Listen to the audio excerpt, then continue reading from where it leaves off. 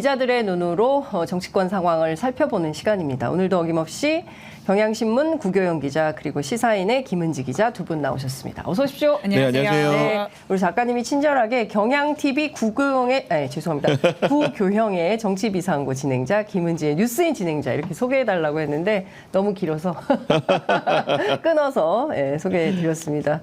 야, 76주년 재헌절인데 네. 재헌절 오늘 행사는 하겠죠?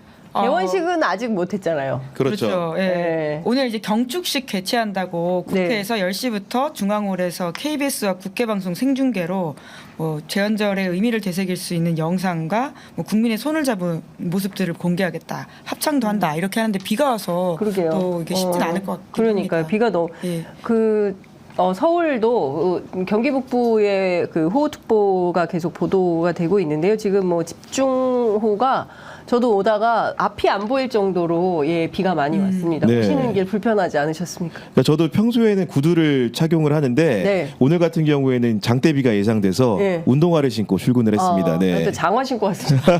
크록스. 그렇게까지 하기에는 오후에 방송을 해서 만나야 되기 때문에 크록스는 차마 못 신겠더라고요. 네. 아니 저는 그 서강대교를 건너오는데 한 직장인이 우산을 저는 만약에 제가 사진 기자였으면 정말 촬영하고 싶었어요. 근데 길이 막혀서 이렇게 봤는데 너무나 세찬 비바람이 몰아치니까 이렇게 우산이 아무 의미가 없어요. 그러니까 온몸이 다 흠뻑 젖은 채로 그래도 우산에 의지해가지고 강을 건너던 그 직장인 출근 잘하셨는지 좀 걱정이 됩니다. 윤석열 대통령이 수도권에 집중호우가 예상된다는 보고를 받고 긴급 대응 제시를 했다는데요.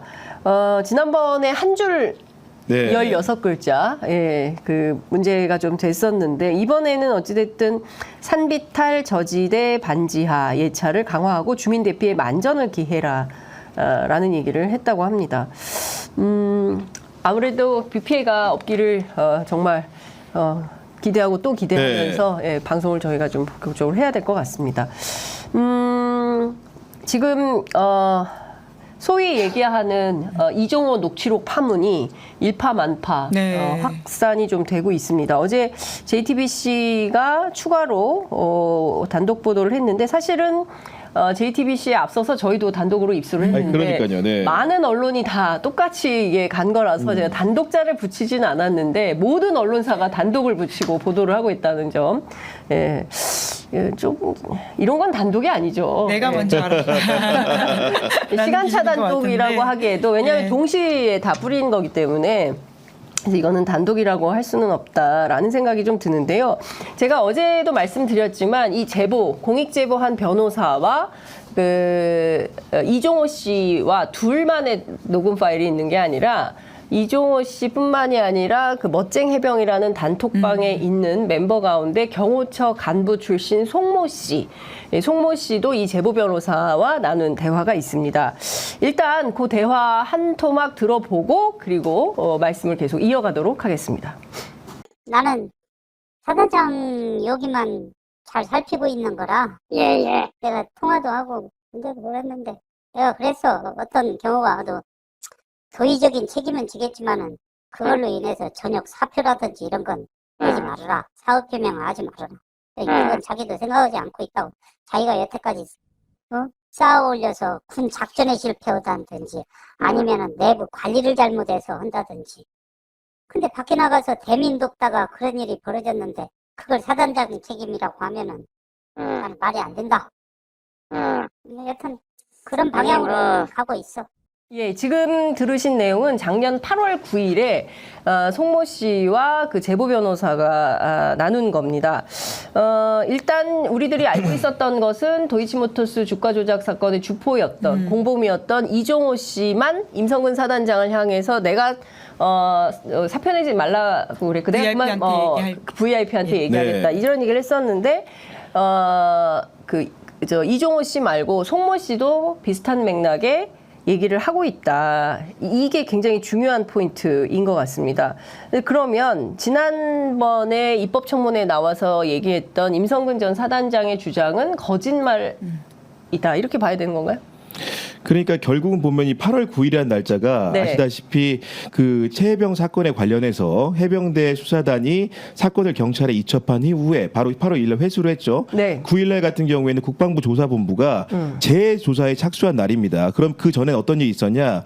박정훈 대령을 상대로 한 항명죄로의 입건과 여러 사법처리 과정이 진척되는 과정이었는데 네. 이런 상황에서 이런 활극을 누가 벌였는가에 대한 궁금증이 굉장히 증폭되던 시기였는데 네. 때마침 그날 8월 9일에 이종호 씨도 공익신고자와의 통화에서 VIP라든가 이런 존재의 가능성을 열어뒀고 거기다가 이제 그 어떻게 보면은 과거에 전직 경호처 직원이란 송모 씨 같은 경우에도 통화를 통해서 임성근과 연락과 교신을 하고 있음을 그리고 그의 심리 상태를 파악하고 있음을 알려준 언급을 했단 말입니다. 네. 결국 그 멋쟁 해병이라는 해병대 출신 동우들이 결국 임성근 구명 로비에 깊이 관여한 것은 아닌지 굉장히 의심을 짓게 하는 통화 대목이라고 할 수 있을 것 같습니다. 네, 말씀 주신 대로 임성근 사단장은 지난 입법청문회 때 출석을 해가지고 지난해 7월 28일 날 김계환 사령관에게 본인이 사의 표명을 하고 어찌됐든 뭐 휴가 처리하고 나머지는 정상 근무하기로 이제 이것도 참 그 특이한 문제가 결정인데 있다, 이런 예, 얘기죠. 그런데 네. 하여튼 이것 이외에 본인은 그 어떤 민간인과도 그 사실을 말한 적이 없다라고 얘기를 했는데 민간인이 지금 2명이나 튀어나온 상황이 되는 겁니다.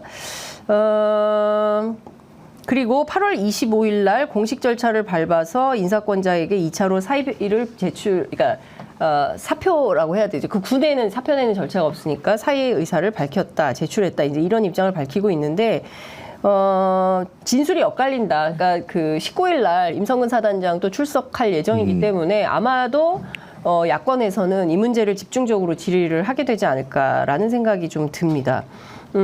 김은지 기자 이 받으셨죠, 이거 녹음 파일? 예. 네. 저희도 입수를 해가지고 네, 오늘 단독이라고 이제 썼어요. 단독이라고 안 썼습니다.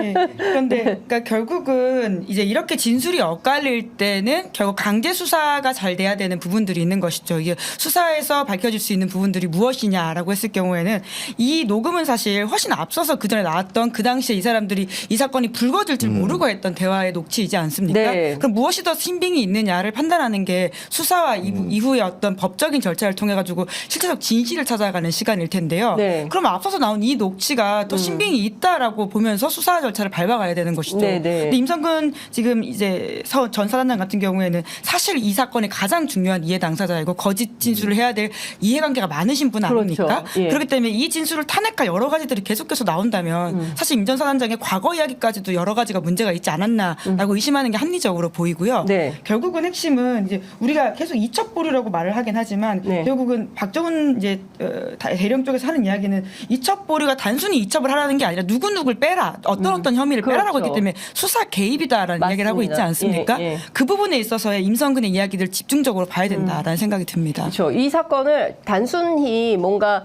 이러저러한 좀 그 추가될 내용이 있으니까 그거 잠깐 이첩 보류했다가 이런 내용을 추가해서 다시 보내세요. 이게 아니라 누구누구 수사 언동하면 안 됨. 네. 네, 누구누구 빼라. 뭐 이런 것들이 아주 구체적으로 있고 그리고 어제 MBC, JTBC 보도 내용을 종합을 해보면 실제로 당시에 현장에 투입됐던 뭐 대대장 등이 진술하는 내용을 보면 사단장으로부터 지시가 상당히 있었던 거거든요. 그런데 이걸 어떻게 빼라는 판단을 박정훈 수사단장은 할 수 있었던 거 아닌가라는 아니 생각이 더 못해서 말씀드리면은 보도도 나오고 있지만은 국방부 차원의 대책회의라는 것도 있었다는 거 그렇습니다. 아닙니까? 결국은 예. 박정훈 대령을 항명죄로 입건하고 처리하는 과정에서 심지어는 국방부 단위만 움직인 게 아니고 대통령실에 있는 맞습니다. 당시 국방비서관까지도 회의에 참석한 정황이 있기 때문에 네. 그런 대책회의라는 것이 과연 수사의 방향을 놓고 네. 어떻게 보면 수사라는 것은 독립적이고 온전하게 보존이 돼야 되는데 그런 내용들의 정치적인 정무적인 판단이 개입하는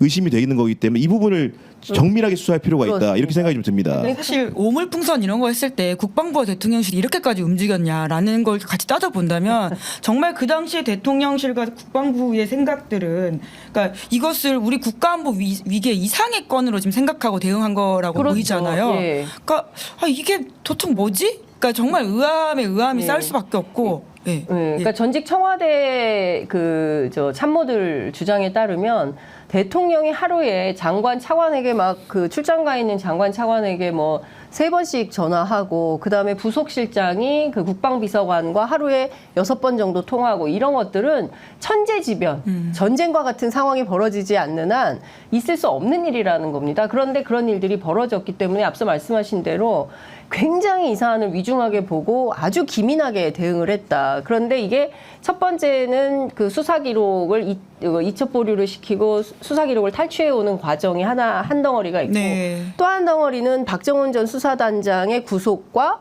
항명죄로 처벌하는데 어떤 네. 국방부 논의. 청사로 직접 임기훈 국방비서관을 비롯해서 대통령실 관계자와 국방부가 함께 어떤 대책회의를 했다고 한다면 도대체 무엇을 위한 대책회의였는지 그것도 굉장히 중요한 포인트라고 결국 봅니다. 그러다 보니까 대통령실이 이렇게 유기적으로 기민하게 움직인 배경이 무엇일까 우리가 그걸 파헤치고 있는 것이고요. 그런 의미에서 멋쟁이병 카톡방에 등장하는 등장 인물들이 공익신고자와 이렇게 통화를 수사 초기에 나누면서 네. 예를 들면 VIP를 언급하고 임성근의 이런 신상에 대해 설명한다는 것은 굉장히 큰 수사의 네. 단서이자 단초가 될 수 있다. 네. 이렇게 해석할 수밖에 없을 것 사실 같습니다. 이게 한 달 전만 하더라도 이런 이야기 했으면 무슨 소리 하는 거냐고 난리가 그렇죠. 났을 사안이거든요. 맞습니다. 사실 돌풍이라고 하는 드라마의 어떤 비개연성에 대한 이야기들 네. 많이들 하던데요. 사실 그 이상의 비개연성을 가진 이야기예요. 갑자기 정말 여기서 도이치모터스 네. 사건의 주가 조작 공범이 등장할 거라고는 그렇습니다. 상상하기 어려운 이야기인데 네. 진짜 나타났잖아요. 그렇죠. 그러니까 더 심한 이야기가 있을 수도 있겠다라고 하는 어떤 네. 기대감과 두려움까지 생기는 그렇습니다. 겁니다.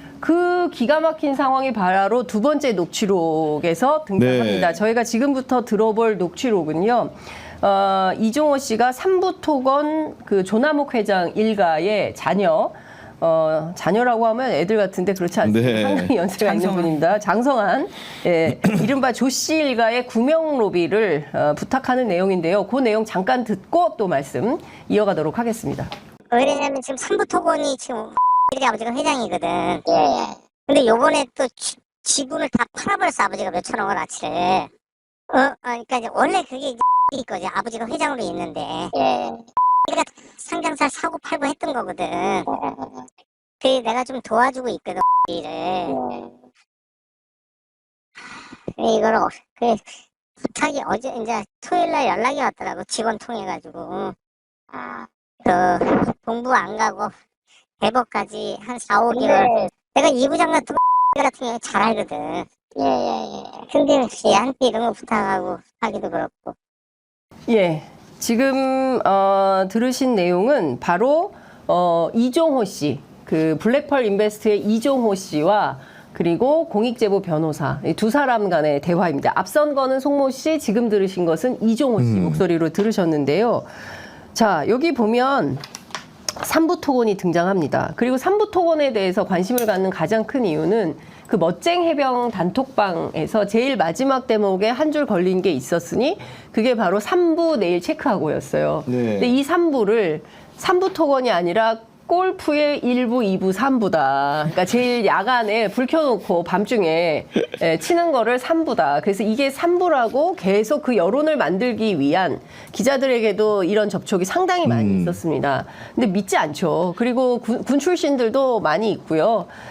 체력 단련장, 그러니까 체력 단련이 목적이기 때문에 야밤에 불 켜놓고 하는 것은 상업용 네. 목적으로 야간 스키 타고 뭐 이런 그런 개념인 거지 이게 불가능하다라는 게 금방 들통이 났어요. 네. 그러면 이게 이제 3부가 그 골프의 3부는 아니고 그리고 더 중요한 것은 지금 이종호 씨와 공익제보자 사이에 분명하게 3부 토건이라는 워딩이 나온다는 사실인 거죠. 이 내용을 들어보면 움직였다는 생각을 안 할 수가 없는 거 아닙니까, 구경 기자님? 일단은 먼저 말씀드리면은 이종호 씨가 얘기한 3부라는 의미, 골프장 3부가 확실히 아닌 게 드러난 게 네. 이재강 민주당 의원이 군의 이제 국방부로부터 확인한 바에 따르면 현재 군대에 운영 중인 체력 단련장, 쉽게 골프장이 35곳이라는데 네. 거기는 모두 1부와 2부로 운영 중이랍니다. 네. 1부라는 거는 시간상으로 오전이고 네. 2부는 오후를 의미하는 것이고 3부는 네. 보통 야간 개장을 얘기한다는데 네. 군에 야간에까지 운영하는 골프장은 없다. 결국은 그 3부라는 진술이 탄핵이 되었다.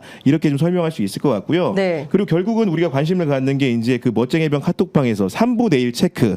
내일을 도대체 뭘 체크하라는 걸까 했는데 네. 갑론을박이 있었는데 지금 방금 들은 녹취록에 따르면 결국은 해당 회사의 전 회장에 대한 언급 네. 그리고 그의 아드님에 대한 언급이 어떻게 보면은 이름 실명 형태로 지적이 되고 있지 않습니까? 네. 그런 여러 가지 저간의 사정을 유추해 볼 때 그 삼부토검이라는 것이 좀 약간 명징하게 네. 회사명이 드러나는 상황이다. 그렇다고 한다면 이들이 왜 이 회사에 주목했는가를 따져봐야 되는데 그 3분의 1 체크라고 말하는 시점이 지난해 5월 14일이라는 거 아닙니까? 네. 그로부터 이틀 뒤에 우크라이나의 젤렌스키 대통령의 영부인이 한국을 방문하고 재건 사업과 관련돼 토의하는 내용들이 전해집니다. 그러면서 이제 주가가 이제 급등하기 시작을 했다는 건데요. 네. 그런 여러 가지 정황에 비춰볼 때 네. 본인의 꼭 범죄 전력이 있다고 해서 그때도 범죄를 저질렀으면 법은 없지만 그런 상황이 유추해 볼 때 상당히 여러 가지 조작적인 상황이 있는 것이 아닌지 범행이 의심되기 때문에 이 부분은 네. 반드시 철저하게 수사를 통해 밝혀야 된다는 심정을 좀 갖게 됩니다. 네, 김은지 기자님, 삼부토건의 그 이제 조남욱 회장의 아들 조모 씨가 왜 이런 로비를 해야 되는 거예요? 무슨 사건에 연루가 돼 있고? 예. 라임 사태 당시에 이제 네. 관련해 가지고는 1심에서 징역 20년 받고 20년이요? 상당히 예. 죄가 위중하다고 봐야 되는 분이네요. 네, 게다가 뭐 이제 물론 뭐 2심, 3심이 남아 있긴 하지만 우선은 지금 서울구치소에 이제 수감돼 있는 상태이기 때문에 네. 이제 여러모로 이제 지금 상황들이 좀 중요하게 본인들한테 있는 것으로 보이고요. 네. 그런데 이제 이 JTBC 보도에 따르면 이제 넉 달 가까이 서울구치소에 머무르다가 대법 선고 2주 앞두고 네. 이제 또 동부구치소로 옮겼다라고 합니다. 네. 여러모로 이분한테는 지금 구명, 뭐 이걸 네. 구명이라고 하기 좀 전 적절하지 않아 보이긴 하는데 네. 당사자로서는 아주 중요한 이슈로서 좀 봐야 되는 것들이 있는 것으로 보입니다. 그러니까 뭐 저도 이제 이 사건 계속 제 취재를 하면서 알게 된 사실인데요. 그러니까 그냥 이것은 그냥 추론입니다. 기자가 취재하다가 뭐 이런 추론, 이런 가능성, 저런 가능성을 이제 염두에 두고 저 검사들이 수사하듯이 기자들도 취재를 하거든요. 그런 측면에서 보자면 이 삼부토건과 이종호 씨 사이에, 그러니까 이종호 씨가 도와주고 있다라는 말을 해요. 내가 좀 도와주고 있거든 땡땡이를 이렇게 얘기를 합니다. 그러니까 그 삼부토건 조남욱 회장의 아들을 뭘로 어떻게 돕고 있다라는 것은 뭐 모르겠지만 명시는 없지만 네. 도와주고 있다라는 표현이 나와요. 그리고 또 중요한 것은 이 아들 조모 씨가 라임 사태 때 500억대의 부당이득을 얻었다. 그래서 그것 때문에 이제 1심에서 20년을 받았는데, 그리고 서울구치소에 계속 있는데 이 사람은 서울구치소에 계속 있고 싶었던 거예요. 그러니까 다른 교도소로 이감 가는 걸 원하지 네. 않아서 요걸 좀 계속 이 친구가 서울구치소에 남아 있도록 뭔가 로비를 해야 되는 상황이었던 거예요. 그러면서 이 공익제보 변호사한테 너 그 이부장 아니야, 반부패 이부장 아니야, 이런 걸 물어봅니다. 이제 저희들이 그러니까 뭐 너무 길어서 다 공개하진 않았는데 그 내용, 녹음 파일 내용 중에 보면 너 뭐 이부장 아니야, 반부패 그 누구요? 누군지 잘 모르겠는데요. 이렇게 이름을 얘기해요. 너 땡땡이 아니야? 뭐 이런 식으로 얘기를 해요. 그러니까 반부패 이부장을 이름 부릅니다. 너 그 교영이 아니야? 은지 알아? 뭐 이런. 전 아닙니다. 참고로. 네. 이제 이런 식으로 저 부장도 아닙니다. 이정호 씨가 얘기를 해요. 녹음 파일에서. 그러니까 그 정도로 네. 이 반부패 이부장하고는 굉장히 친하거나 막역하거나, 물론 이제 이 반부패 이부장에게 이종호 씨를 아느냐라고 하면 모르는 사람이라고 하겠지만, 일면식도 없다 예, 밝히고 있기 때문에. 예, 그렇게 얘기를 하겠지만 실제로 이 사람은 이렇게 부르고 있다. 물론 이제 그 이종호 씨가 허풍쟁이여서 이렇게 얘기를 하는 것일지는 모르겠지만 그렇지 않은 사실들은 뭐 여러 보도를 통해서 확인이 좀 되고 있는 것이고요. 그래서 이거를 좀 빼고 싶었던 거예요. 서울구치소에 계속 있게 하려고 네. 했는데 결국 앞서 이제 김은지 기자님 잘 말씀해 주신 대로 대법 선고 2주, 딱 2주 남기고 2주 전에 옮겼다. 예, 네. 그리고 동부구치소로 이제 이감을 가는데 이 과정에서 실제로 뭐 교정 당국에서는 무슨 어떤 특혜는 있을 수 없다라고 말은 하고 있어요. 그런데 이감 날짜가 늦춰지고 실제로 그 사람이 원하는 원하는 방향대로 네. 됐다면 이거는 어떤 일이 있었기 때문에 이런 일이 발생한 것인지에 대해서는 확인이 필요하고, 저는 19일 있을 그 청문회 때도 이 내용도 국회의원들이 자료 요구를 받아서 네. 관련된 사실을 어떤 일이 있었는지 밝혀내야 된다. 맞습니다. 라는 생각이 좀 듭니다. 자, 이부장은 누구예요? 네, 지금 이제 의혹의 당사자로 지목된 건 김영철 반부패 2부장으로 이제 보이는데요. 네. 실제로 본인이 이제 전혀 알지 못한다 이렇게 입장을 밝히기도 했다고 합니다. 네. 이제 그런데 뉴스타파 이제 보도에 따르면 그 이제 이종호 씨와 그리고 이제 공익제보자 변호사가 나눈 통화에서 또 이 사람 이름이 언급이 된다라고 네. 하거든요. 이제 뭐 말씀처럼 뭐 유명한 사람이니까 혹은 뭐 어떤 주요 사건을 이제 수사하고 있으니까 언급되는 걸 수도 있겠지만 이 검사가 실제적으로 이제 도이치모터스 사건을 담당했던 검사이기도 네. 하고요. 뿐만 아니라 지금 이제 민주당에서 탄핵안을 검토하겠다라고 밝힌 그렇죠. 그 김영철 네, 검사이기도 합니다. 4인의 검사 가운데 한 사람이 김영철 그러니까 검사죠. 당장 탄핵을 하겠다고 하는 게 아니라 이제 탄핵안을 붙이기 위해서 이 문제가 있는 안들 조사하겠다라고 그렇죠. 하는 것인데요. 김영철 검사는 이 건만이 아니라 이 장시호 씨의 뒤를 봐줬다라고 하는 것으로도 부적절하게 사건 청탁을 받아준 게 아니냐라는 의혹까지도 있는 사람이거든요. 네. 사실 한두 개가 아닌 자원이다 보니까 여러모로 좀 조사의 필요성이 있어 보이고요. 그 네. 조사를 통해서 어떤 문제점들, 징계를 해야 될 사안들이 드러난다면 네. 탄핵안 청구까지도 이제 굴러갈 수 있는 사안이긴 합니다. 물론 네. 당사자는 모든 것을 다 부인하고 있는 거긴 네. 한데요. 실제적으로 했던 사건이 장시호 씨 사건만이 아니라 네. 코바나 컨텐츠 기업 협찬 사건, 삼성전자의 아크로비스타 전세권 설정 사건, 도이치 파이낸셜 주식 저가 매수 사건 관련된 윤 대통령과 김 여사 의혹 담당한 바가 있습니다. 네. 그 사건들에 대해서 다 무혐의 결정 내렸죠. 결정을 네. 내린 게 바로 이 김영철 검사인 것이죠. 그리고 맞물려서 공교롭게도 공수처 같은 경우에도 공익신고자가 제보를 하러 갔더니 네. 공수처 수사사부의 검사가 하필이면 또 그렇죠. 이종훈의 변호인이어서 문제가 되고 나중에 회피 맞습니다. 신청을 하게 되고 예. 또 직무대행을 하고 있는 차장 같은 경우에도 예. 과거에 또 이종호 변호인이었다는 게 드러나서 맞아요. 또 이 문제에 대한 지휘권을 내려놓지 않았습니까? 이런 네. 상황이 봤을 때 네. 과연 이종호라든가 김건희 여사를 둘러싼 그리고 이제 최혜병 수사 외압 사건을 가리기 위한 수사 과정에서도 네. 혹시나 불법 부당한 일들 의혹을 제기할 만한 일이 있는지 네. 이 부분도 반드시 예. 향후에 특검을 하게 된다면 조사 내용에 포함을 시켜야 된다고 생각합니다. 네. 그러니까 어제 그 MBC와 JTBC 보도를 통해서 그 소위 이종호 씨와 송모 씨가 일종의 로비스트처럼 기업과 권력을 잇는 그런 연결고리 같은 역할을 했다는 의혹이 지금 계속 제기되고 있는 거 아니겠습니까? 삼부토건 뭐 조남욱 회장 아들 얘기가 또 나오고 있기도 하고 그밖에 군 인사, 경찰 인사 같은 네. 경우도 어제 JTBC였나요? MBC였나 제가 좀 헷갈리는데 경찰 인사에 개입한 것도 나오는데 그분도 실제로는 징계를 받지 않고 그리고 별 2개를 정말 달아준 결과가 나왔다는 거거든요. 그러니까 더 이상 이 사람이 주장하는 대로 허풍쟁이 컨셉으로 이거는 더 이상 이게 방어가 안 될 것 같다라는 생각이 좀 드는 겁니다. 그 앞서 말씀하셨지만 핵심은 삼부토건인데요. 제가 뭐 보수지 젊은 기자들이 여기에 가장 화가 나 있다.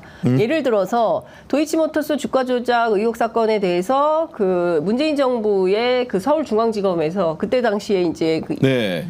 이성윤 의원이 지검장이었던 거죠. 근데 그때 당시에 그 수사를 상당히 해놨음에도 불구하고 처리를 못한 채 지금 그냥 뭉개고 있는 이 상황, 이 종결 처리도 못하고 뭐 그렇다고 해서 무혐의 처리도 못하고 홍길동처럼 아버지를 아버지라고 부르지 못한 채 그냥 남아있는 이 사건 이것도 문제인데 여기다가 삼부토건까지도 주가 조작 혹은 이런 이상한 거래가 있었다고 한다면 네. 이것은 자본시장 질서를 교란한 것으로 이건 참을 수가 없다, 묵과할 수가 없다 이런 얘기들이 실제 있다는 얘기를 하던데 실제 그렇습니까? 예, 주가 조작 같은 경우에는 아무래도 특히나 이제 개미 투자자들로서는 굉장히 이제 화가 날 수밖에 없는 문제이기도 하고요. 네.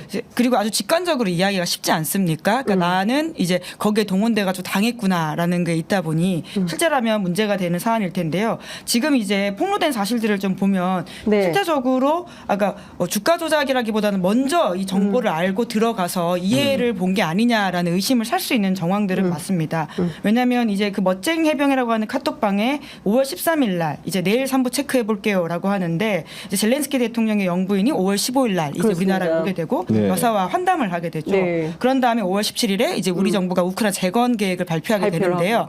물론 이 자체는 의미 있는 일입니다. 네. 그런데 이것을 미리 그리고 나서는 이제 소위 말하는 우크라 관련 자본주들이 이제 폭등을 하게 되는데 네. 이 정보들을 미리 알고 들어갔다라고 한다면 그것은 이제 문제가 있는 상황인 거 사실 수사로 밝혀져야 될 부분이기도 하고요. 네. 8월 되면 거의 4배 이상 뛴다라고 하더라고요. 네. 이런 식으로 특히나 그 금액이 적은 이제 주식들로서 소위 말하는 그 뭐 장난이라고 네. 하는 것들을 치는 경우들이 꽤 있다라는 이야기가 있던데요. 그렇게 동원됐다면 그것은 사실 국기문란 사건 값이 아닌가 하는 그렇죠. 생각이 듭니다. 네. 그래서 이 의심의 촉이 그 석유 문제까지로 가는 거예요. 왜냐하면 가스공사 주식이 갑자기 막 올랐잖아요. 네. 근데 이것도 느닷없이 무슨 대통령이 직접 발표를 하면서 특히 이제 그때는 한 아프리카 정상회의가 있던 때였는데 네.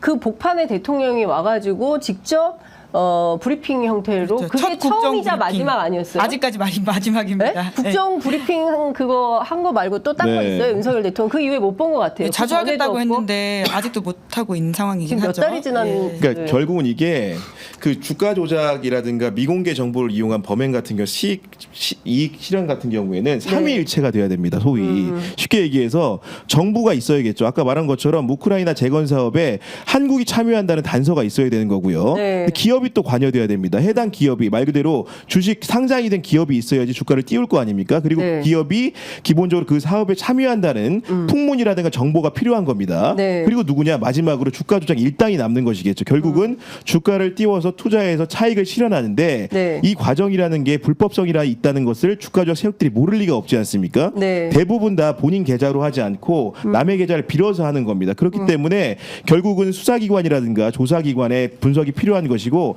이런 의미에서 지금 당장 금융감독원 같은 경우에는 당시에 주가 그 수위와 그리고 계좌 분석을 통해서 네. 심리 분석을 통해서 명확하게 이익을 실현하고 차익을 실현한 세력이 누구인지 네. 찾아서 검찰이나 수사기관에 수사 의뢰를 해야 된다 이렇게 생각합니다. 네. 그러니까 지금 그 사실 최혜병 수사 외압 해병대 순직 사건 수사 외압 사건이 정말 그 삼부토건까지 이제 가고 있는 건데 여기에는 사실은 김건희 여사와 연관성 때문에 더 그런 것 같습니다. 물론 지금까지 김건희 여사가 직접적으로 이 사건에 개입됐다고 볼 만한 단서나 증거는 나오진 않았습니다.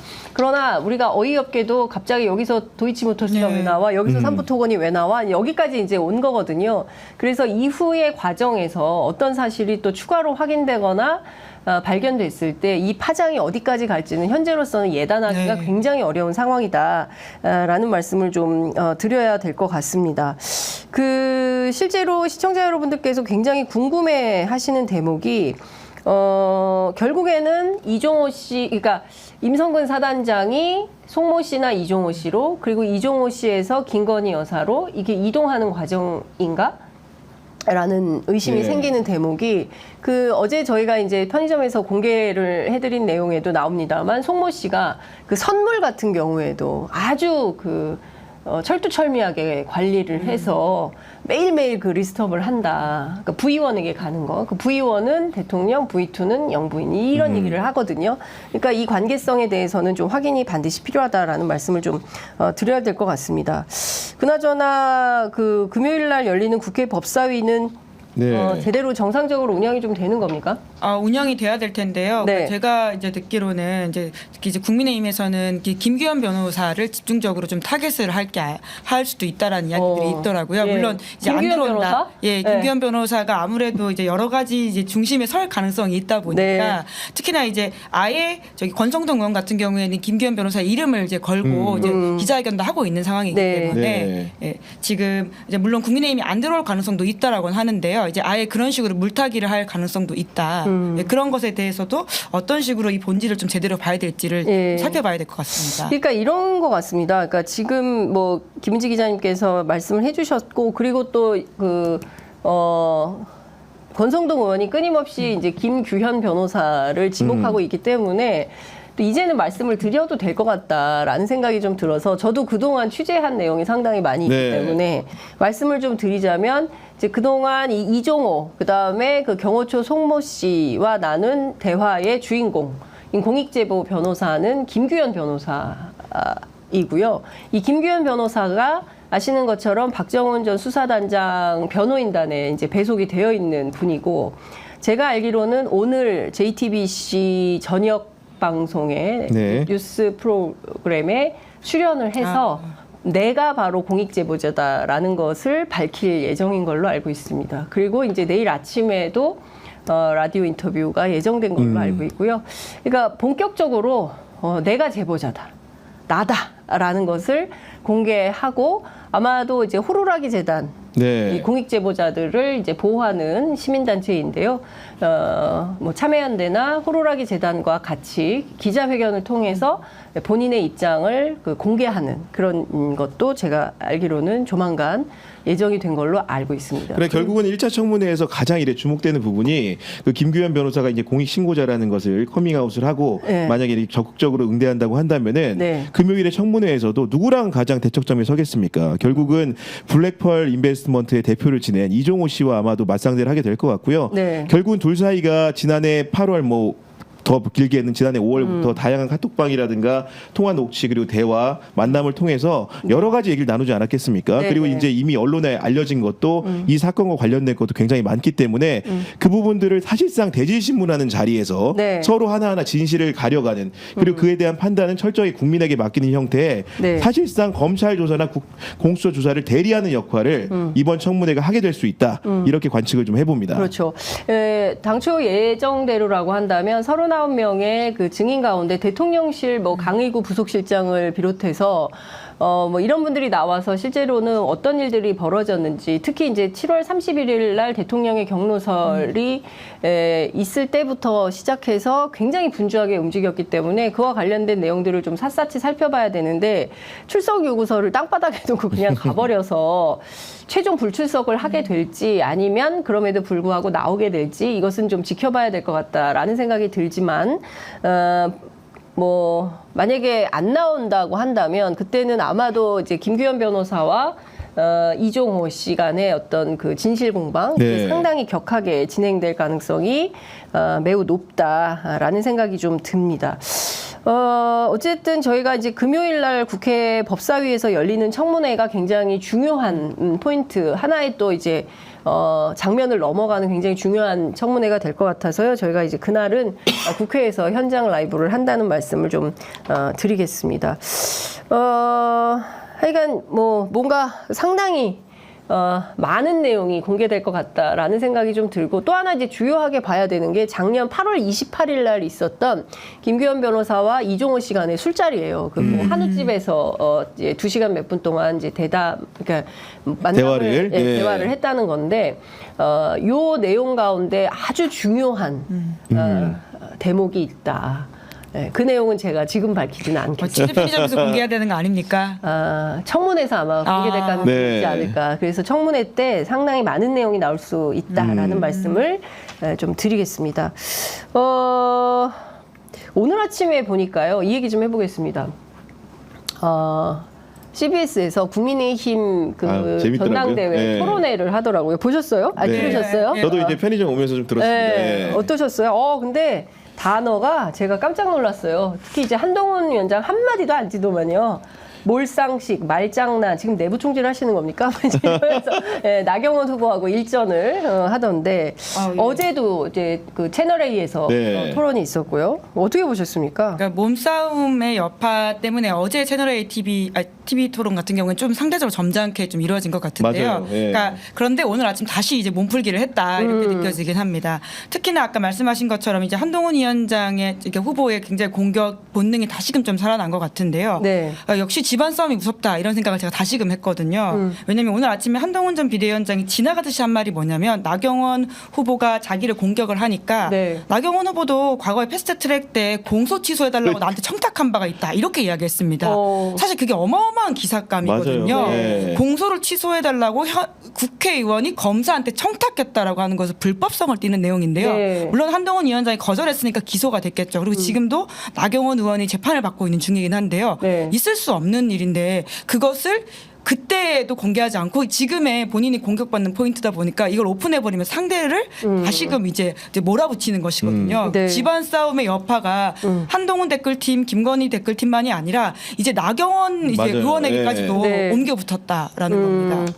그 그 주로 이제 특검 관련해서는 이게 사실은 한동훈 위원장은 제3자 특검 계속 얘기하고 그게 그 대법원장 추천 말하고 네. 있는 거잖아요. 그러니까 이거 받을 거냐 말 거냐 했을 때 민심을 감안해서 돌파구를 마련해야 된다고 했는데 어떤 돌파구가 있을까요? 그러니까 한동훈 후보가 이제 어제 오늘 토론한 내용을 보면은 네. 결국은 이 특검 국면이라는 게 국민의 60% 70%가 찬성한다는 지표가 나오지 않습니까? 그러니까 네. 압도적인 지지를 받는 상황인데 네. 이 국면을 전환하기 위한 카드가 전혀 없었는데 그 와중에 내가 제3자 특검, 대법원장 추천 특검을 얘기하면서 네. 국면이 전환되지 않았냐? 그런 효과 실제로 없었던 건 아닙니다. 말씀드린 대로 앞에 알다시피 뭐 조국 혁신당이라든가 민주당 일부에서도 특검이 이렇게 자꾸 재의결하고 또 거부권 행사하고 이런 일이 반복되느니 차라리 현실 가능성, 실현 가능성 있는 특검을 해보자는 대안 중에 하나로 한동훈 안을 고민하는 것도 사실이거든요. 근데 네네. 이 부분에 대해서 그 반대로 나머지 세 후보는 특히 원희룡 후보 같은 경우에는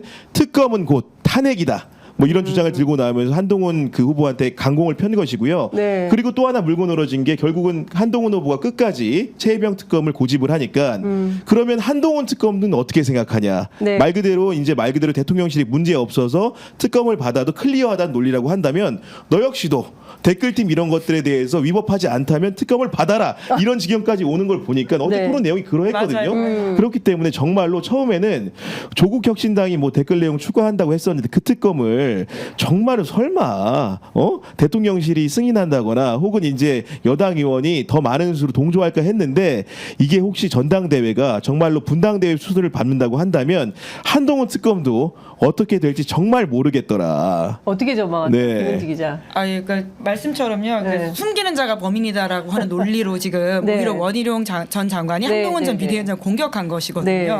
사실 궁색해진 지점들이 있고요. 그렇게 따지면 최상병 특검법 안 받으면서 한동훈 특검법 안 받을 이유는 뭐냐? 뭐 이런 식의 받으면서 이건 안 받을 이유는 뭐냐? 이렇게 이야기할 수 있어서요. 경우에 따라서는 정말 이 국민의힘 전당대회 결과가 어떻게 되는지에 따라 달라지긴 하겠지만요.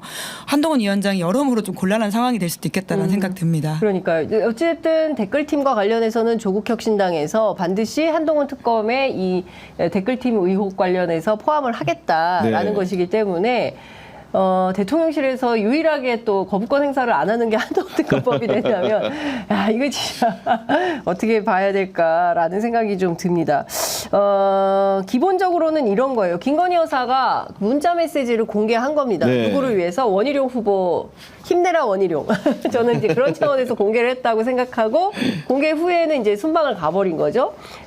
그리고 났는데 이 김건희 여사 문자 가운데 있었던 단어 하나 댓글팀이 엄청나게 후폭풍을 낳고 있고 그 가운데 이제 장해찬 최고가 등장하면서 일파만파. 근데 그 추후 후속은 또 얘기를 안 하고 있어요. 그러니까요. 도대체가 예. 본인도 그 여론 조성팀의 일원이었다라고 말은 하는데 도대체 이게 누구의 지시로 어떻게 움직였고 몇 명이나 활동을 했으며 언제부터 언제까지 이게 지금도 가동이 되는 것인지 그리고 소위 얘기하면 팀장은 누구라는 건지 그리고 이게 그 안에 공무원도 포함이 됐다고 이제 뭐 네. 말을 했다는데 실제로 그러면 그 공무원은 누군지 이게 굉장히 심각한 거거든요. 그런데 그 부분에 대해서는 얘기가 안 나오기 때문에 이것도 사실은 특검 혹은 수사로 밝혀야 되는 거 아니에요? 사실은 장해찬 전 최고위원이 네. 본인의 SNS를 통해서 공개한 4가지 사례에 대한 지침이 있지 않습니까? 네. 그 내용은 사실은 앞서 있었던 그 댓글 부대들, 흔히들 얘기하는 여러 이제 국가기관이라든가 지자체에 있었던 댓글 부대들의 행태와 유사한 건 사실입니다. 네. 그날 대응할 지침을 주면 거기에 대해 스피커들이 뭐 예를 들면 글을 쓰거나 커뮤니티에서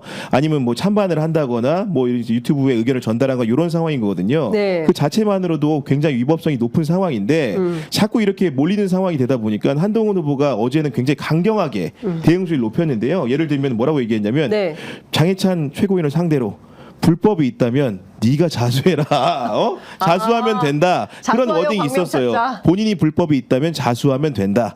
결국 그 전제는 나는 이 사안에 대해서 예. 불법적으로 관여한 바가 없다라는 걸 전제하면서 이런 얘기를 했거든요. 네. 근데 이런 상황에서 장해찬 전 최고위원이 지금 언론에서도 굉장히 출연 요청을 많이 받고 있는 상황 아닙니까? 그런데 이제 몇몇 언론사들의 얘기를 들어보면 지금 이제 더 이상 이 네. 문제에 대해서 한 칸 더 나간 얘기를 할 각오는 아직 안 돼 있는 것 같아요. 그럼에도 불구하고 23일까지는 며칠 남았다?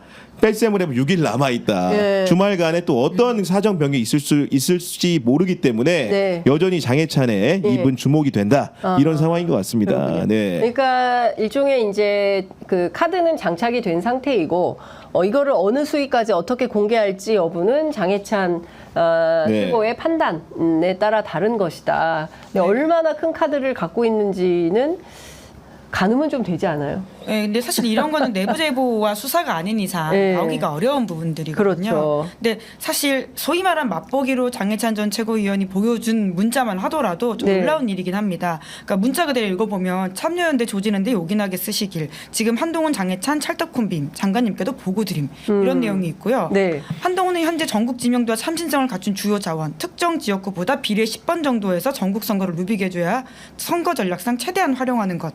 이것 좀 자연스럽게 띄워줘. 이런 식의 내용들이 있단 말이에요. 그러니까 그거를 실제로 한동훈 위원장이 직접 보냈다는 거잖아요, 장해찬.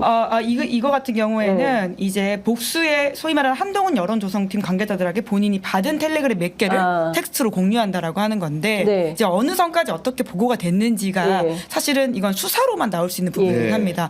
한동훈 전 비대위원장 핸드폰은 이렇게 비밀번호가 길기로 유명하지 않습니까? 24개를 그래서 수사가 쉽지는 않긴 할 텐데요. 다른 네. 상대들의 핸드폰과 뭐 기타 예. 등등의 기록을 통해서 예. 강제 수사로 나올 수 있는 부분들이겠죠. 그럼. 본인은 부인하고 있으니까. 예. 본인과 관계가 없고 자기가 그런 것을 부탁한 적도 없다고 네, 관여한 적 하는데 없다. 관여한 적이 없다라고 얘기를 하는데 실제로 이준석 의원의 그 던킨 커피와 관련해서는 네.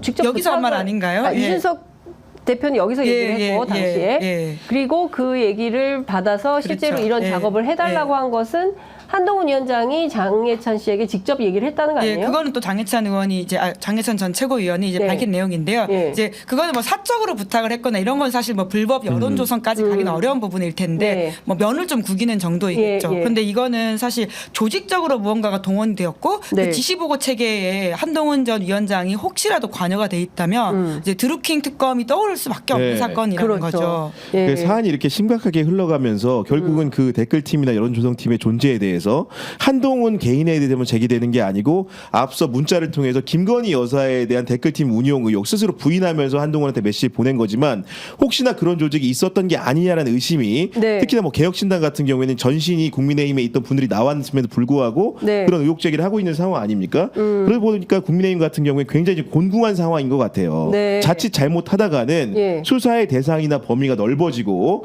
기본적으로 정당 운영에 장애를 줄 수 있기 때문에 어제부터 물타기에 들어간 느낌이거든요. 추경 네. 원내대표 같은 경우에는 원내대책 회의에서 대형 인터넷 카페에 네. 윤석열 대통령의 탄핵을 요구하는 글을 올리면서 성금을 지급하겠다는 여론 조작이 있었다. 그러니까 기본적으로 늘 그렇지 않습니까? 네, 어떤 네. 사안에 대해서 공격을 받게 되면 네. 동종 행위가 다른 데도 있었다. 우리만 한 게 아니고 아니다. 같이 할 거면 같이 해. 이렇게 물귀신 하잖아요. 네, 네. 물귀신 물타기가 어제부터 들어갔다. 그러면서 이 분야에 대해서는 네. 경찰의 신속한 수사를 촉구하는 행위가 있었거든요. 그 얘기는 뭐냐면 그만큼 국민의힘도 이 상황이 굉장히 쫄려 있다. 네. 이렇게 해석하는 게 맞을 것 같습니다. 네. 그렇구나. 근데 지금 어찌됐든 이 문제는 일파만파 갈 수밖에 없고요. 거기다가 이제 양문석 의원 그리고 황운하 의원 두 분이 또 참전을 하지 않았습니까? 네. 예, 그래서 실제로 6만 개 댓글을 분석을 해봤더니 실제로 그 한동훈 위원장에 대해서 적극적으로 홍보하거나 아니면 이제 야당 정치인들에 대해서 비방하거나 뭐 이런 것들이 다수 발견이 됐고 어떤 사람의 경우에는 한 계정으로 무려 18,000개의 댓글이 달렸더라. 근데 우리가 암만 그래도 그렇게 많은 댓글을 달게 되지는 않는데 댓글이 직업이지 않는 한 이렇게 18,000개씩 댓글을 달 수 있는 거냐 이제 이런 의혹들을 그 관계자 그걸 직접 추적한 이제 보좌진들은 그런 얘기를 하던데요. 최근에 뭐 유튜버들도 마찬가지고 뭐 이런 이슈들이 있어서 이 문제와 관련해서는 검찰이 수사에 착수를 해야 되는데 민주당이 이랬다면 즉각 착수했겠죠. 예. 한동훈 전 이제 비대위원장이 어제 했던 이야기는 뭐냐면 자발적으로 한 것이다. 이제 계속 이제 그걸 강조하고 있던데요. 자봉이다. 예, 이제 하지만 이제 이런 것들은 사실 아마 아까 말씀하셨던 것처럼 한동훈 검사라면 사실 이런 이야기들이 이야기들이 터져나왔을 때 과연 가만히 있었겠냐라고 본다면 그러진 않을 것 같거든요. 네. 그러니까 뭐 민주주의 위해가 되는 사건 그리고는 업무를 방해한 사건 이렇게 아마 볼 가능성이 크기 때문에 네. 이 정도 의혹이라면 수사가 좀 돼야 되는 부분들이 있는 것 같고요. 그게 그 한동훈 전 비대위원장의 논리 숨기는 자가 범인이라면 실질적으로 이것도 이제 오히려 의혹을 정확하게 드러내는 것이 네. 억울한 어떤 뭐 의혹을 받지 않을 가능성이 있다라는 생각이 들고요. 다만 국민의힘에서는 굉장히 걱정이 많습니다. 왜냐하면 2007년의 악몽을 떠올리는 분들이 진짜 많더라고요. 네. 2007년 대선 경선 당시에 네. 이명박 전 대통령과 박근혜 전 대통령이 서로한테 네거티브 비방을 했었는데 그게 결국은 10년, 15년 지나서 사실로 다 맞아요. 검찰 수사로 네. 드러났습니다. 맞아요. 네. 그때 BBK 이야기했었고 태태민 이야기했었거든요. 맞아요. 두 분 다 결국 그 이슈로 구속이 됐습니다. 네. 관련된 이슈, 완전히 네. 그 이슈는 아니더라도 그러다 보니 이건 결국 시간 문제이지 않느냐 이런 식으로 집안 싸움 하다가는 진짜 큰일 난다 이런 이야기를 이번 주에 꽤 많이 들었습니다. 아니, 어제 또 토론 중에 네. 채널A 토론회에서 재밌었던 부분은 이제 국민의힘 후보들조차도 뭐 여러 가지 근거를 장해찬까지는 좋은데 그 양문석 이제 자료도 얘기를 한 거예요. 그랬더니 이제 한동훈 후보가 네. 그 대목에서 민주당이 양문석 논리까지 편을 먹고 이러냐면서 이제 굉장히 그 부분에 대해서는 강하게 이제 그 성토를 하더라고요. 네. 근데 이제 뭐 그 누가 이제 양문석 의원하고 장해찬 최고를 같이 앉혀놓고 토론하면 정말 재밌을 것 같아요. 이런 얘기까지 이제 하는데요. 그러니까 적과 적은 나의 동지가 되는 건가? 적이 적은 나의 동지인가? 막 이런 얘기까지 나오는 상황인데 여하튼 그 박근혜 국정농단 사건 당시에 법리를 세워서 수사했던 그 이제 당시 이제 특검팀 중에 핵심이 윤석열 검사, 그 다음에 한동훈 검사 아니겠습니까? 이제 네. 두 사람이 내세웠던 소위 이제 직권남용, 그리고 이 문제로 결국엔 그 많은 박근혜 대통령을 포함해 많은 사람들이 그 감옥을 가게 된 건데 네. 이번에도 좀 비슷한 프레임으로 똑같이 당하게 되는 거 아니냐. 특히 이제 네. 한동훈 위원장이 지속적으로 당무 개입의 문제를 맞아요. 네. 제기를 하고 있잖아요. 그러니까 이관섭 비서실장이 자기한테 일주일 만에 그만두라고 얘기한 거, 그 다음에 이제 김건희 여사가 사과하겠다고 했는데 그거를 뭐 소위 익십하면서 네. 그 다음에 실제로 또 그만두라고 이제 뭐 압박을 받았던 거 이런 것들이 사실상 당무 개입이고 본인은 그 당 대표에 된다 하더라도 김건희 여사와 당무에 대해서 논의하지 않겠다. 이거 당무 개입의 고리를 끊겠다. 이제 이런 선언으로 보이기 때문에 큰 틀에서 보자면 실제로 국민의힘이 과거에 있던 박근혜 국정농단 사태 때 어떤 그 수렁에서 여전히 빠져나오지 못하고 그러니까 보수 정당이 끊임없이 이 수레바퀴 속에서 계속 분투하고 있는 거 아닌가라는 생각이 저는 좀 한편으로 좀 들었습니다. 아니, 이어받아서 정말 안타까운 점은 네. 그 박근혜 전 대통령에 대해서 친소관계라든가 호호는 뭐 정치인으로서 있을 수 있는데 네. 결국 탄핵 사건 자체를 굉장히 부정하는 듯한 네. 지금 토론으로 이어지고 있는 거거든요. 결국은 그 한동훈 후보를 공박하기 위해서는 당시에 특검에 있던 한동훈 검사, 파견 나온 검사가 박근혜 대통령 탄핵의 주범이라는 걸 얘기하면서 그 탄핵 자체가 잘못됐다는 논리가 같이 이어지는 거예요. 그러니까요. 심지어는 김종인 비대위원장에 대해서도 뭐 경제민주화라든가 여러 가지 이제 뭐 당규를 고치고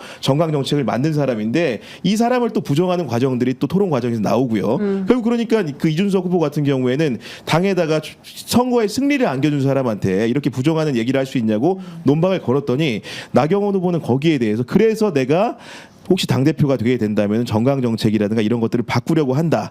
결국은 이제 국민의힘의 방향성이라는 게 누가 될지 모르겠지만 자꾸 갈수록 국민들에게 전부에게 사랑받을 수 있는 중도화 전략을 택하는 게 아니고 네. 극우화, 보수화되는 길을 맹목적으로 걸으려고 하는 게 아니른가라는 의심을 우리 국민들에게 이번 토론을 통해서 보여주고 있다. 네. 퇴행적인 보수의 흐름들이 관찰되고 있다. 이런 얘기를 할 수 있을 것 같습니다. 그러니까요. 오죽하면 보수지들조차도 뭐 자해적 상황이다, 자폭대회다, 분당대회다 이제 이런 얘기를 하는 이유가 또 있는 것 같은데요. 저희가 국민의힘 김재원 최고위원 후보가 페이스북에 공개한 사진이 하나 있는데요.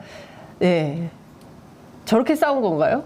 야, 이거는 네, 이게 이종격 투기를 보신 분 같아요. 그러니까요. 보니까 지금 이렇게 이게 어디냐면 천안의 이 유관순 체육관의 합동연설회 그 현장에서 원희룡 후보 측, 그 다음에 이제 한동훈 후보 측 어떤 후보들 간의 어떤 다툼이 사실은 저 사진 말고 또 하나는 의자를 막 전당대회 네. 현장에서 의자를 집어던지는 사진이 어제 모든 언론의 일면 사진 기사로 실렸었는데요. 그러니까 저런 방식으로까지 난투극이 벌어지는 지경이라고 하면 상당히 심각하고, 그래서 어제 채널A 토론에서는 뭐 정책 대결을 한다. 오늘도 CBS에서 정책 대결을 한다고 했는데 결국에는 가다 보면 또 서로 비방 난타전을 하는 이런 상황으로 가는 것 같습니다. 오늘 그 조선일보는 용팔이 사건을 꺼냈어요. 그리고 이제 극렬 유튜버들이 사실상 그때의 정치 깡패들하고 뭐가 다르냐. 네. 똑같은 네. 정치 깡패들 아니냐. 저런 분들이 정치 깡패다 이렇게 보는 건가요? 어떻게 봐야 됩니까? 근데 사실 뭐 조선일보도 반성을 같이 좀 하셔야 되는 게 아닌가라는 생각은 네. 드는데요. 그러니까 뭐 조선일보만이 아니라 언론 전반에 어떤 갈등 조장하는 모습들을 통해 가지고는 사람들이 저렇게까지 되는 거, 그리고 언론만이 아니라 결국 본질적으로는 각 후보들의 반성이 필요한 상황인 것 같습니다. 그러니까 지금 이 정도 상황이 되면 뭐 네 잘못 내 잘못, 본질적으로 네가 좀 잘못했지만 내가 잘못했다고 할 게 정도가 아니라 진짜 오늘은 전혀 이런 이야기 안 하겠다라고 하든지, 아니면 아예 자기 상대방 후보를, 자기 상대 후보를 비만 그 지지자를 만나가지고 끌어안던지, 그러니까 적어도 그 정도의 좀 위기의식이 필요한 좀 민주주의 위기인 것 같은데요. 네. 그런 것 없이 어제 하루 잠깐 자제했으니까 오늘 또 싸우자 이런 모드로 가버리면 진짜 자멸적이다라는 생각이 들고요. 네. 미국에서 이미 어떤 그런 정치적 갈등이 실제적으로 얼마나 폭력적으로 나오고 있는지 네. 목격하지 않았습니까? 아니, 트럼프 총 맞았잖아요. 네. 네. 그리고 뭐 의사당 난입을 맞습니다. 몇 년 전에 했었었고요. 예. 그런 것들 보면 진짜 좀 불안한 그림자들이 걱정이 네. 많이 됩니다. 아니 저 지금 장면을 제가 아까 이종격 투기를 얘기한 게 네. 아마도 이제 우리 구독자들 중에서도 혹시나 이종격 투기를 아시는 분은 알 텐데 풀마운트라는 자세예요. 뭐냐면은 상대방의 배 위에 올라가서 이제 꼼짝 못하게 한 다음에 가격하는 행위인데 저는 그 두 분 싸우는 게 결국은 네. 원희룡 후보나 한동훈 후보의 대리전, 뭔가 전당대회에서 보여준 정치적 대리전이라고 그것이 물리적으로 표현된 것이라고 생각이 들고 네. 더 재밌는 거는 그 사진이 유추하는 해석하는 바가 많다고 보이는 게 옆에 허리춤에 손 올리고 있는 거 보십시오. 그러니까요. 사실은 이 정도 사태가 되면은 말리고 말려야죠. 그리고 건설적인 방향으로 토론을 유도해야 되는데 네. 옆에 있는 사람, 심판자를 자처한 두 사람이 허리춤에 손을 올리고 아무것도 안 하고 있는 행태 아닙니까? 그러니까요. 지금 국민의힘 상황이라는 게 네. 저기 사진에 명확하게 드러나 있다. 저 사진이 만약에 정말로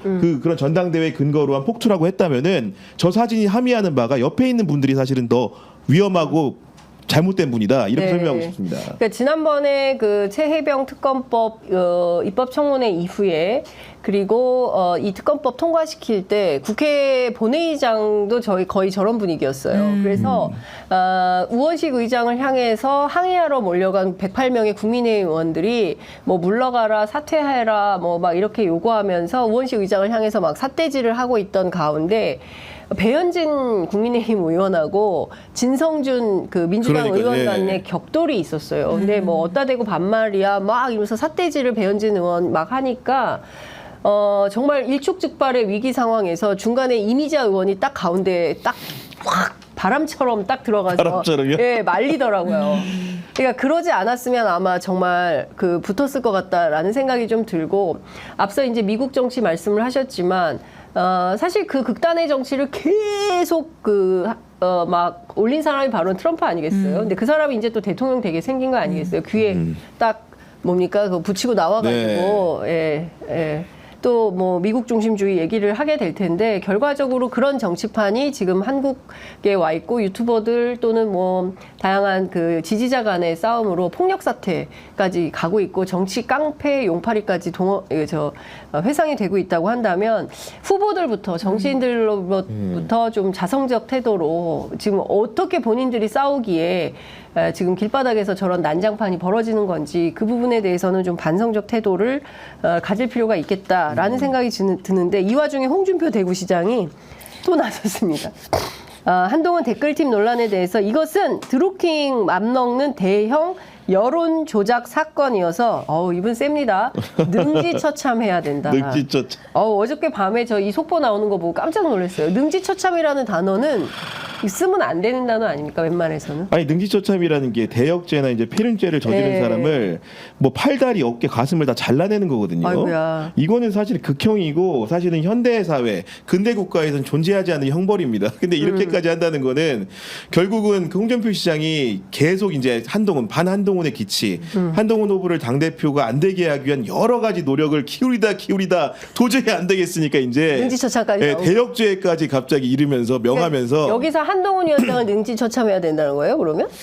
이게 그런 얘기로인지 그 여론조사 왜냐하면 사건- 이랬어요. 네. 당정을 파탄낼 후보가 대표가 되어서는 안 된다. 예. 그러니까 뭐 이제 결국은 요지를 보면은 그런 여론 조작에 가담한 범죄자들을 네. 이렇게 큰 죄에 처해야 된다 이런 건데 네. 뭐 이 이상 뭐 해석을 다 더 드리지 않더라도 우리 편의점 구독자 정도면 다 이해하실 텐데 네. 대선 앞두고 굉장히 마음이 급해지는 거죠. 한동훈 후보가 여러 가지 지표상으로도 앞서고 있고 네. 대구시장으로서 복무하고 있지만 대선을 바라보고 있는 한 후보 중에 한 사람으로서 마음이 급하기는 급한가 봅니다. 어떻게 보세요? 그러니까 오늘 아침 이제 한겨레 신문에 이제 재밌는 칼럼이 실렸던데요. 그러니까 요지가 그겁니다. 지금 워낙 국민의힘 전당대회가 엉망이다 보니까 한동훈이 올려치기 당하고 있다라고 하는 것이거든요. 아. 사실 한동훈 후보의 과거를 보면 사실 좋게 보기 어려운 지점들이 참 많고 네. 어떨 때는 한 몸이었던 사람들인 게 맞거든요. 네. 그런데 워낙 이제 3명의 후보들이 레이스를 잘 못 뛰고 있다 보니까 이제 한동훈 후보가 상대적으로 올려치기 당한다라는 취지의 글이었는데요. 그러니까 충분히 이제 홍준표 시장처럼 말하지 않더라도 이제 이 댓글 조작이 수사 가야 되고 이것이 문제가 있다라고 하는 것을 시민분들이 많이 알 겁니다. 네. 그런데 오히려 저런 식의 표현들이 한동훈 후보를 그 여권 내에선 키워주고 있는 게 아닌가라는 조금의 반성도 네. 해볼 필요가 있지 않나라는 생각은 들고요. 그렇군요. 다만 어제 이제 원희룡 후보가 이제 한동훈 후보의 여론 조작 팀 의혹과 관련된 이야기를 하면서 뭐라고 했냐면 인간 드루킹이라는 표현을 계속 쓰더라고요. 그러니까 이제 드루킹 팀이라고 하는 게 이렇게 굉장히 직관적이고 예. 이제 여론 조작이라고 하는 건데 소위 말하는 매크로나 이런 프로그램을 쓰지 않았다고 하더라도 문제이지 않느냐라는 취지의 이야기를 하면서 네. 이제 인간 드루킹 그리고 이제 배신자론이라고 하는 게 잘 안 먹힌다고 생각하는지 이제는 얌체론, 체리피킹론 이런 네. 걸 들고 나오더라고요. 네. 한때 다 같이 좋아놓고 이제 와서 좀 힘들어진다고 너 이렇게 얌체짓 할 거냐라는 취지의 지적을 하던데요. 네. 이제 그것이 남은 기간 동안 어떻게 통할지는 좀 잘 모르겠습니다. 그러니까요. 근데 저는 그 국민의힘 어쨌든 막 이렇게 막 처음에는 난타전 막 그냥 그야말로 막 그 스스로 막 서로 공격하면서 자해적 상황으로 가다가 또 정책 토론이 필요하다고 하니까 대한민국을 어떻게 하면 극단적 우파의 사회로 가져갈 것인가에 대한 논의를 하고 있는 것 같아요. 그러니까 최저임금과 관련해서는 그 차등 적용제 어제 이야기가 나왔었습니다. 이주 노동자들에 예, 예. 대한 차등 적용이 필요하다. 그러니까 지역별 차등에 이어서 이번에는 외국인 차별 논란까지 또 갈 수. 또 업종별 차등도 얘기하던데요. 업종별 차등. 네. 그러니까 일단 최저임금에서 이 차별적 적용을 해야 된다는 주장을 서슴지 않고 하고 있는 것이고요.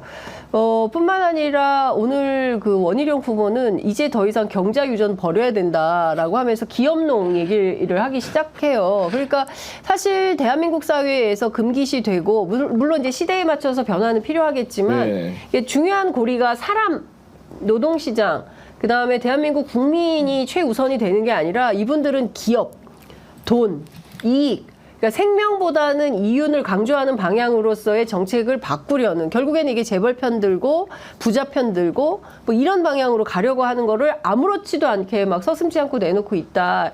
이게 막 이래도 되는 건가요? 그러니까 심지어는 그 얘기를 들은 윤상현 후보가 일단은 먼저 그 경제유전 원칙을 이렇게 없앨 게 아니고 네. 수입선 다변화라든가 이렇게 말을 돌릴 정도로 네. 본인이 듣기에도 이거는 너무 많이 나갔다. 많이 나갔다. 그리고 이제 그 차등임금제 같은 경우에도 IAEA로 규약이 있지 않습니까? 네. 그건 규약이 사실은 많이 나왔죠. 국제적인 규약이 있음에도 불구하고 그걸 깨고 한국만 고립무원처럼 맘대로 하겠다는 게 네. 어떤 발상인지 이해가 안 돼요. 아니, 그러니까 핵무장도 네. 마찬가지고요. 그러니까 국제사회하고 그러니까 글로벌 스탠다드를 지킬 생각이 없나? 라는 생각이 좀 드는 거예요. 그러니까 핵무장론만 하더라도 나경원 후보가 세게 밀고 있는 것인데 그럼 NPT를 탈퇴하고 경제제재를 받자는 얘기인지. 예?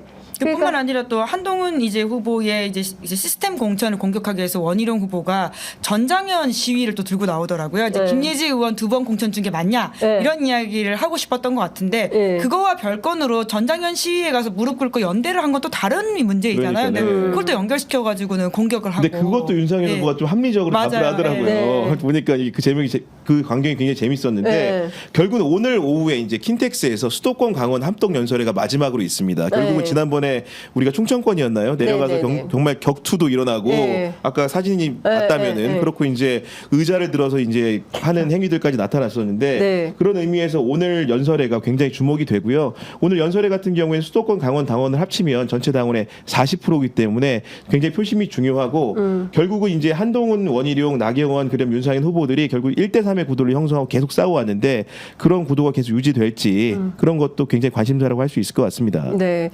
어찌됐든, 뭐, 국제사회의 흐름을 무시하거나, 그러니까 이게 사실 이런 것 같아요. 막 기업이나 뭐 언론이나 다종다기한 계층에서는 절대 동의할 수 없는 주장들을, 막 마구잡이로 쏟아내는 것을 정책 토론이라고 하는 것도 참 문제가 있다라는 생각이 좀 듭니다. 아이고, 9시 59분이라서 이제 마무리를 네. 해야 되는데, 하나만 여쭤볼게요. 지금 민주당도 하고 있는 거죠, 전당대회. 8월 18일입니다. 조국혁신당도 하고 있는 네, 거예요. 그렇죠. 예, 네. 거기는 언제 하죠? 이번 주 토요일입니다. 예, 그럼 예. 7월 30일이 예. 되는 건데 두 당은 왜 이렇게 조용합니까? 예. 결국은 민주당 같은 경우에는 이재명 대표의 그런 대항마로 김두관 전 의원이 나왔지만은 물론 이제 뭐 그 비민주당 지지자까지 포함하지 않은 국민조사에서는 굉장히 높은 수치가 김두관 전 의원이 나오고 있지만 실제로 이번 그 전당대회 표결 양상 같은 경우에는 아무래도 당원 중심이고 중앙위원들 중심이기 때문에 그런 예측을 벗어난 결과가 나올 것이라는 생각이 대부분 지지자들이나 당원 사이에 없기 때문에 아무래도 관심이 덜한 것 같고 그 최고위원 후보들이 13명 중에서 지금 8명으로 컷오프가 되고 좁혀져 있지만은 대부분 얘기하는 부분들이 정책 비전 같은 것들도 크게 다를 리가 없겠죠. 그런 상황에서 과거처럼 개파 싸움이 잘 이루어지지 않다 보니까 그런 언론의 주목도도 떨어지게 되고 그런 상황들이 그 최고위원 후보들이 방송에 꽤나 간간히 나옴에도 불구하고 관심을 자아내기에는 좀 부족한 게 아닌가라는 생각을 하게 됩니다. 특히나 이제 조국혁신당은 그보다 더한 것이 조국 전 대표의 거의 찬반 네. 그 뭐 거수 정도의 수준의 그런 전당대회를 하고 있는 것이고 최고위원 후보들 몇 명 같은 경우에도 아무래도 이제 프레시한 사람들 위주로 이제 출마를 하다 보니까 이게 결국은 좀 이렇게 관심이 좀 안 모이는 효과로 이어지고 있지 않나라고 싶은데 이런 상황에서 조국혁신당 같은 경우에는 뭔가 정책 차별화라든가 네. 이런 목소리를 통해서 자강을 할 수 있는 기회를 만드는 게 남은 기간이 좀 중요하지 않을까라는 생각을 개인적으로 좀 해봅니다. 아니, 7월 20일입니다. 아까 네. 30일이라고 아, 생각하면 7월 20일. 예, 이번 예. 주 토요일 20일. 예. 저 조국혁신당? 예, 예. 아, 그렇군요.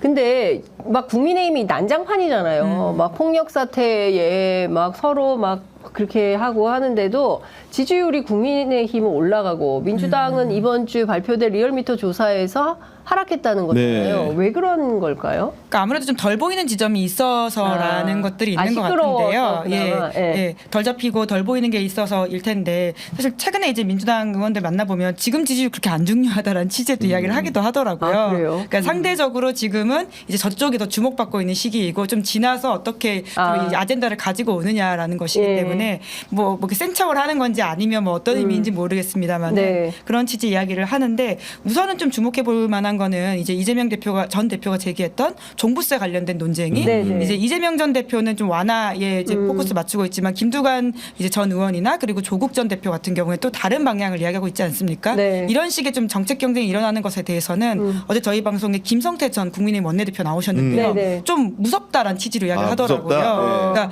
여튼 여기는 좀 의미 있는 경쟁을 하고 있는 것 같은데 지금 국민의힘은 집안 싸움이 너무 심하다. 그러니까 탄핵의 그림자까지 걱정된다라는 취지의 딱 이런 말은 아닌데 그렇게 보이는 지점은 있는 것 같습니다. 예, 그래도 여기는 이제 정책 토론을 제대로 하고 있는데 저쪽은 의자 나와 그리고 진짜 정치 그 깡패 괴멸적인 나와 수사가 가고. 정말 둘 다 될 경우에는 네, 큰일 난다. 그렇죠. 예, 근데 김건희, 한동훈 모두에게 수사가 될 수 있다. 이런 것이죠. 그렇죠. 여사도 댓글팀이 있다라는 식의 이야기가 있으니까요. 그렇죠. 예. 그러니까 근데 사실 지금 스탠스로 보면 국민의힘은 굉장히 대한민국에서 우파 극우 정당으로 봐야 되는 거 아닌가요? 보수 정당으로 보기엔 좀 어려운 면이 있는 거 아니에요? 어제 나경원 후보가 이제 문제 제기했던 그러한 이제 차등 이제 임금제라든지 네. 뿐만 아니라 어제 나왔던 것 중에 또 하나의 제 기에 걸렸던 건 뭐냐면 외국인한테 투표권 주는 문제이거든요. 네, 네, 네. 그런 이슈도 사실 굉장히 반이민 혹은 굉장히 좀 특히 유럽에서 극우 정당들이 네. 가지고 오는 이제 주요한 이슈이기 때문에 네. 당장 그렇게 가진 않더라도 그럴 네. 그림자가 좀 보이는 보인다라는 걱정은 있습니다. 아이고. 그리고 그 와중에 뭐 제일동포, 제중동포를 또 이제 가르는 이런 얘기들이 나왔기 때문에 그렇죠. 굉장히 차별적 요소를 내포하는 위험한 발언들을 예. 공당의 당대표 후보들이 한다는 게 예. 과연 이게 사실은 국내 문제가 아니고 네, 국외적인 네. 이슈로 비화할 수 있는 부분이거든요. 그럼 일본은 우리의 친구고 중국은 영원한 적인가? 이런 근본적인 문제에 맞닥뜨리는 그런 외교 관계들에 대해서 서슴없이 얘기하는 거는 굉장히 절제되지 못한 태도고 미래의 리더로서는 굉장히 신중해야 된다. 이런 생각이 좀 많이 들었습니다. 아, 예. 중국에 교포 많습니다. 네. 섭섭해요. 살아보셔서 아는데. 아, 중국에 살다 보면 많이 서운합니다. 네. 네. 그러면 안 돼요. 네. 고르게 모든 국민들을 아우러서 지금 트럼프도 통합하겠다는 거 아니겠어요? 그러니까요. 네, 네. 총알 지나간 다음에 본인이 이제 이런 거 안 되겠고 통합하겠다. 그리고 39살 부통령 후보 딱 지명해가지고 본인의 약점을 보완하는 네. 방식으로 하지 않습니까? 저는 정치가 국민의 마음을 사로잡는 것이고 국민들한테 잘한다라는 평가를 받아야 되는데 이 사람들 싸우는 거 보니까 안 되겠다. 이런 생각을 하게 만들면 그 사람들은 정치적으로 성공하기가 굉장히 어렵다. 이런 말씀 좀 드릴 수밖에 없을 것 같습니다. 질문지가 더 많았는데 오늘은 여기서 마무리해야 될 것 네. 같습니다. 두 분 말씀 잘 들었습니다. 고맙습니다. 네, 감사합니다.